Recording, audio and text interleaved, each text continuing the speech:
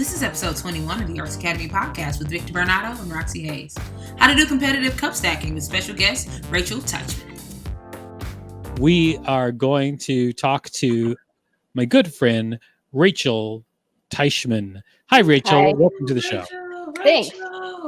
Thank you for coming to the show and trying to throw a monkey wrench in it. I did nothing. Rachel. Sorry. Now, this is actually fun for me because I'm really interested in this. Are you? Yes, I am. I'm totally interested. Like from when I first saw you do cup stacking, I was like, "That's amazing." In fact, I think I told you. I think it's interesting. Like when you have interesting hobbies, I love like when they. I mean, I guess it's not unique, but it's unusual, and I think that's great. And so I was really interested in just like how you got into it, how you got good at it, and a lot of people don't even know exactly what it is. So why don't you tell people what cup stacking is? So cup stacking, otherwise known as speed stacking, is a competitive sport where you use these like special regulation cups and you stack them into pyramids. And you've always seen like drinking games where you do that kind of thing with like solo cups, but it doesn't really work as well. There are actual regulations to the sport. There are rules, there are different formations. I kind of got into it on my own, and I'm self-taught. But why did you get into it? Because honestly, as a kid, I always saw those commercials for the sets of cups for speed stacking. And then I saw it like on ESPN or something. They were like airing a kids cup stacking competition. And I always wanted to get into it. I thought it looked so much fun. And then I never bought a set because they cost more than you would expect them to. And I just always picked the new Kirby game over the cup stacking set. Until finally, when I was around, I don't know, 13 or 14, I was at a garage sale, saw a brand new set, and I'm like, this is mine now. We're doing it. I'm going all in.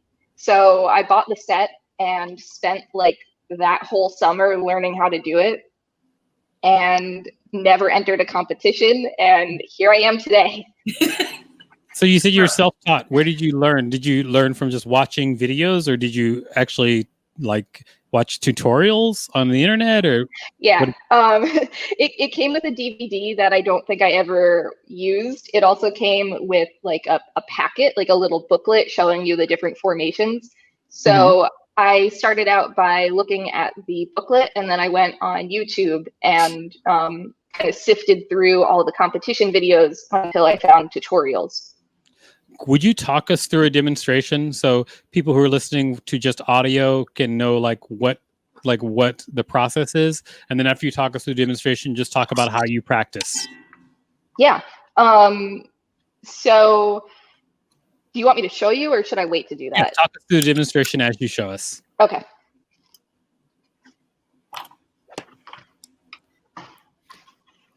Great. She's getting up, and she has it all set up behind her, which is great. Cup stacking. You guys are going to want to watch this episode through video, obviously. Here we go. Yeah, this is a very visual sport. So there's 3 essential pieces to when you want to do this competitively. There's the official stack mat timer, and it works so that when you turn it on, you put it on the table, and then you put your hands on it to start and stop the timer. And so when you compete, this is the time that they use to keep track. For this demonstration, I'm not going to be using it. Oops, sorry. Please go on. Oh, no. Sorry. I don't typically use this when I'm practicing. I find that it throws me off, and I'd rather just focus on my form and just doing well, but there it is. Then the other piece are your cups and this official stack mat. It's really, really helpful to use this mat when you're practicing, because if you're on a slippery surface like a table or a floor, the cups will actually kind of like move around, and it's a lot worse and a lot bigger of an inconvenience than it seems like, and it will throw off your time and you don't want to take longer than you have to. The regulation cups are important because they are like a very rigid plastic and they have little holes in the bottom. So that helps with the aerodynamics. So just this is a basic demonstration, kind of a little bit in slow motion. So you start out with if you're listening just to audio, you start with 3 cups, 6 cups, and 3 cups. You start with your 3. A tower of 3 cups, a tower of 6 cups, and then another tower of 3 cups. Yes. So with this basic formation, you start with the first set of 3. You put your hand on the top cup and your hand on the second cup. And you take the first one, put it down, and then make a pyramid with your second hand in the second cup. Then you start with the formation of 6. So there's a few different ways you can do this. The way that I've grown comfortable is this is also muscle memory, but you put your hand on the first 3 and then you pick them up. Put your hand on the second 2 and pick them up. And then you start 1, 2, 1, 2, 1. Gotcha. And okay, then you build a pyramid with the next 6, and you do the same type of pyramid with the last tower of 3? Yeah, you make another 3. Gotcha. So it should be one fluid motion. So then the next formation, you want to start again at your left and then put your hand on the top cup, put it down, and then your other hand should be on the other cup, and you put it on top. For the 6th. So these are what it looks like is these are like pretty practice moves you have for like how you reassemble the cups in like one smooth motion. Yes. Is that something that you learned from watching your tutorial videos as well, or is it something you picked up by doing it? It's kind of both. Like I watched the people do it on the videos and then I did it myself. I think probably the way that I cup stack is somewhat my own, but very much based on the regulations. Gotcha. Yeah. So for the next one, you start with I use my right hand. I think it would work if you're left-handed and switch hands, but I've never tried it. Mm-hmm. I start with my right hand on the top cup, move down to the right, and then second hand on the left. And then I kind of put them on top of each other to make a stack. Gotcha. And then you do, for the last set of 3, the same thing as the first. So, so when it goes fast, the whole thing should look like this. Great. So you're stacking, and I'm just calling it out for people who are watching or listening. So to transition into the next move, you would use one hand to create that final stack, mm-hmm. and then move it over and stack it. So you have 2 stacks of 6. Move over the stack of 3 and make it put it on top of the other stack of 3 to make a total of 6. Mm-hmm. So then you just repeat 2 sets of 6. So the 2 towers of 6 become 2 pyramids of 6. Got it. Mm-hmm. And then you break down the first tower of 6, like mm-hmm. you did in the first move. So, but at this point, you have in one hand 3 cups, one hand 2 cups, and then you're going to use those to break down the next set until you have a set of all 12. So basically, you now set yourself up to make your giant tower at the end with all the cups because you put them all into one tower when you're clearing the double towers or the double mm-hmm. pyramids, 6 pyramids. Got it. So for the final formation, different people have different ways of doing this. I like to use the one where you take 1 cup and hold it upright like a normal cup.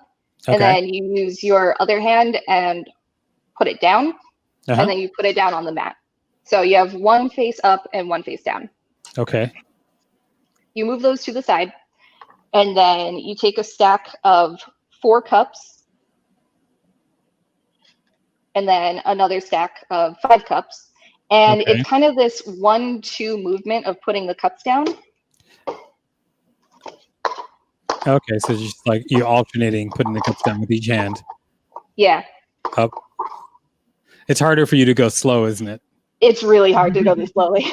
Do you want to do it fast once? Yeah, do it fast. Do it fast. Yeah, I would love to. Okay. But this is like a strategy where you have the one upright and the one down. You end up put flipping one it. upside down so that you can grab it upside down, and then when you turn your hand, it's ready to go. Yeah, and then you want to break down. So you go. Again, it's weird to do this in slow motion, but you start with the top one, and then you follow your hand with the second set, so it'll look like. Gotcha. And you end up with your 3-6-3. Okay, so why don't you do it fast once? People who are just listening to this with audio, I'm sorry you can't be talked through it. We're going to watch it happen, but I'll beatbox. Here we go. Yay! Hey, go Rachel, go Rachel, go Rachel, go Rachel, hey, go Rachel, go Rachel, go Rachel, go Rachel, go Rachel, go Rachel, go Rachel, go Rachel, go Rachel, go Rachel, with the cups, go Rachel with the cups. Hey, Great. That's the whole formation. That was great. That was dope. And then at what point do you poop yourself? It happens throughout the whole thing. Oh, that's great. Thanks, Rachel. Thank you. That was cool. That was a wonderful demonstration. That was fantastic. So if you were going to Google how to cup stack, do you Google how to cup stack or how to speed stack? What is where are you going to find the best material? If you want to watch tutorials or if you want to buy it. You want to watch tutorials first. Yeah, if you want to use tutorials, you're going to have the best luck probably on YouTube. You could start out just by searching how to speed stack, and what you'll end up with is a lot of tutorial videos made by like 9-year-olds, but because this is really a children's sport.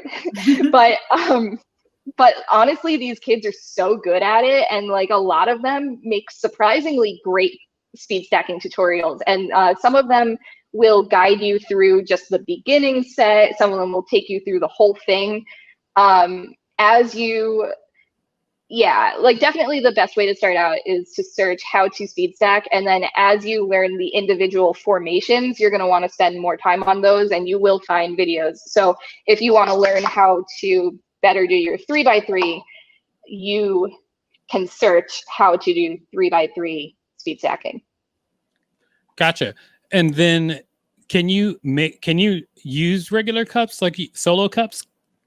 I wouldn't, honestly, I would not. I get it. You're a snooty cup stacker, but can regular people use solo cups? You can try. You're going to have a hard time with it, because what ends up happening is the air gets trapped and the cups will kind of stick together, and the actual material is kind of thin.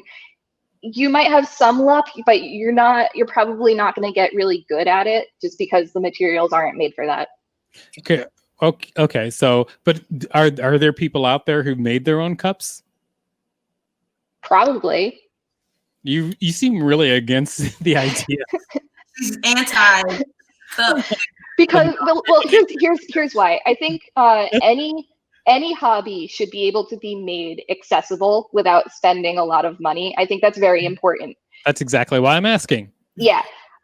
I think if you want to start out with just some regular plastic party cups, as we called them in college, because we couldn't call them solo cups, you can try it out, see how you feel. I think personally I would become frustrated starting out with it. Mm-hmm. So even if you can find like a second or third hand set, they're kind of all over the place because they were everywhere at one point. So now I'm gonna go look. Gotcha. You can find them on eBay. Okay. Maybe we'll. So, Rachel, thank you so much. Not only was that a really fun demonstration to watch, it was a great tutorial. Thank you. It was really good. Awesome. So do we have anything that we need to respond to online, or can we wrap this up? Rox? We do. Oh, Deputy. I don't know how to. We're going to respond to some stuff online. Here we go. What's the latest? What's the fastest time that she's done? That I've done? Yeah. What's your fastest time?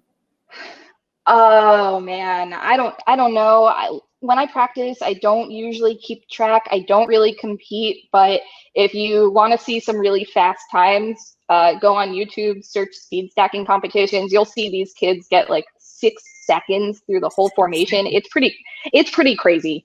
Oh, Wow. And then That sounds amazing. It's some more that you already kind of answered at the beginning, but we had a lot of people come join in at the end. So if you don't mind quick answering these. What made you want to get into it? Yeah, I saw it all over TV. I saw it on ESPN or something. It just looked like a lot of fun. The commercials got me, marketing works sometimes. Definitely does. That's how I got into it. And then the other one is, did I do this one? When did you start? So you said you were like what? I was like maybe 13 or 14 when I finally got my first set. Okay, I think. Yep. You're 13 or 14 when you got your first set? Yeah. I want to show everybody something. Oh, do you have a picture? Okay, I thought you had a picture. I was like, yeah, I do. I have a video when I first got into it. Ooh, link it so we can share it. Oh wow!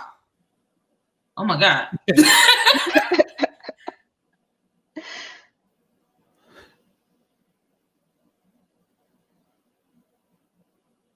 That wrist strength, like I know, that's wild. That's pretty amazing. Yeah, even when I was in my prime with this, I was not quite on that level. I mean, who could be? That's amazing. I'm gonna try it. You get some really dedicated kids. Honestly, I probably could. When I first started out, I probably could have been competing. I don't think I would have ever won like the team. Sure you say that now. There are videos of it. Okay. I just never got into competing. Well, thank you so much for coming out and teaching. Thanks for letting me do this. Everybody else out there, if you want to know more about the New York Alt Arts Academy, check us out at altartsacademy.com or go to Arts Academy Podcast, which is where you can find all of the episodes of everything we've ever taught on a podcast so far. Thanks a lot, everybody. Bye-bye. Make sure to visit us at artsacademypodcast.com.